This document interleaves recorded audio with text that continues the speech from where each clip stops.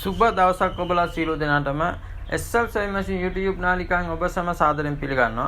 මම අද ඔයාලට කියලා දෙන්න යන්නේ 8280 portable machine එක මේ කොටස් වශයෙන් ගලවලා සර්විස් කරන වීඩියෝ මම හතරක් පහක් මේකේ දාලා තිනවා.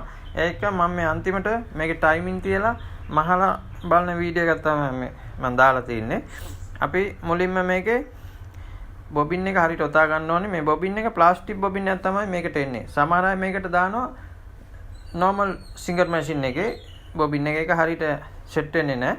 ප්ලාස්ටික් බොබින් එක මේ ෂටල් එක ගෙනිලා ගන්න. එතකොට හරියට මේක මැහෙනවා. ඒකම මේකේ ෂටල් එකේ අර පෙති දෙකක් වගේ තියෙන එකෙන් හරියට වැටෙන්න ඕනේ. ඒකම මේක ලොක් වෙන්න දා ගන්න ඕනේ. මෙන්න මෙතනින් මම මේ පෙන්නන්නේ මෙහාට මට හොලවලා මේ මෙතන තියෙන පොඩි කට් මාක් එකක් කැරිල්ලේ ගාඩ් එකත් එක්කම රවුමේ.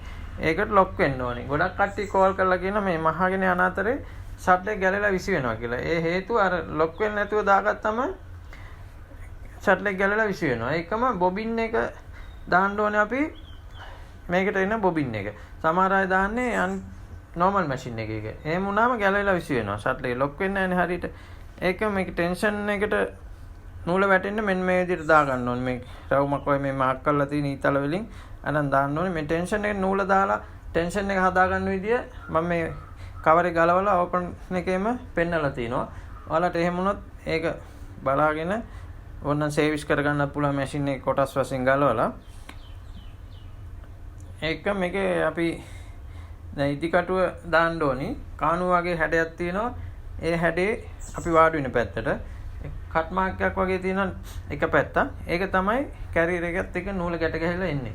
හරියට ඒක වැටෙන්න දා ගන්න ඕනි. නැත්නම් නූල එන්නේ නැහැ උඩට.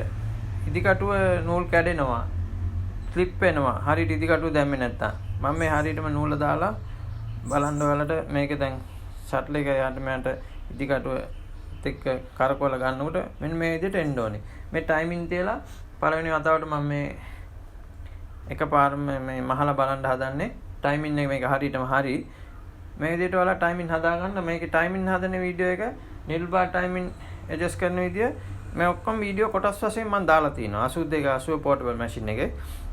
මේ විදිහට ඔයාලා පුට් එකෙන් අර නූල හරියට හදා ගන්න ඕනේ. හදාගෙන නූල අර පැත්තට දෙකම අරන් තමයි මහන්න පටන් ගන්න ඕනේ. දැන් මේකේ ශික්ෂට් normal button hole මේ ඕන මේකක් මහ ගන්න පුළුවන්. ඒ විදිහට මම මැෂින් එක හදලා තියෙන්නේ. මේ ඔයාලා මේකට මෝටරේට එහෙම ලාම් තෙල් එහෙම දාන්න යන්න එපා. මේ එතකොට ආයි බෙල්ට් එකට ඔයිල් එහෙම දාන්න එපා. එතකොට බෙල්ට් එක ලිස්සනවා. ප්ලාස්ටික් පොඩි බෙල්ට් එකක් තියෙන්නේ මේකේ. සමහර අය ඔයිල් දානවා ගොඩක්. මේකට ඔයිල් සාමාන්‍යයෙන් තමයි දාන්න ඕනේ. මෝටරේ පිච්චෙන්න ඉඩ තියෙනවා. මෙන්න මේ බලන්න මේක දැන් හරියටම නූල බැලන්ස් වෙලා තියෙන්නේ. ඒකම ශික්ෂට් එකම හොඳට මැහෙනවා. මේ නූල ළඟ දාලා මම ඩිසයින් නම් මේ මැහුවේ. මේක ඩිසයින් ගොඩක් තියෙනවා. ඕනම ඩිසයින් නම් මහ ගන්න පුළුවන් හරියට මැෂින් එක හදාගත්තොත්. ඒක මේ කරකවලා මෙතන නිල් පාට ඩොට් එක තමයි මේ අපි ඩිසයින් නතර කරගන්න ඕනේ. ඒ ඩොට් එකට තමයි ඒක බැලන්ස් වෙන්නේ. මේකෙන් තමයි නූල ලං කරගන්නේ දුරස් කරගන්නේ. ශික්ෂට් වලට නූල ලං කරගන්න normal වලට උඩරිම නූල දුරස් කරගන්න. එතකොට හොඳට මැහෙනවා. මේ විදිහට තමයි මේක මේ හදා ගන්න ඕනේ. එතකොට හොඳට මහන්න පුළුවන්.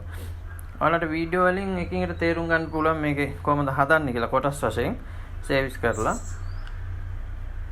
මම මතක් කරනවා මාගේ YouTube channel subscribe කරන්න කියලා. ඒ වගේම මේක තව කෙනෙකුට බලන්න share කරන්න කියලා මම මතක් කරනවා. ඒ වගේම like එකක් මේකට දාන්න. මම මේ නැවත පෙන්නන්නේ මේ මෙතනින් තමයි ඔක්කොම අපි බැලන්ස් කරගන්න ඕනේ. ඒකම නූල ටෙන්ෂන් එක ඒ බැලන්ස් කරන විදිය මම දාලා තිනවා.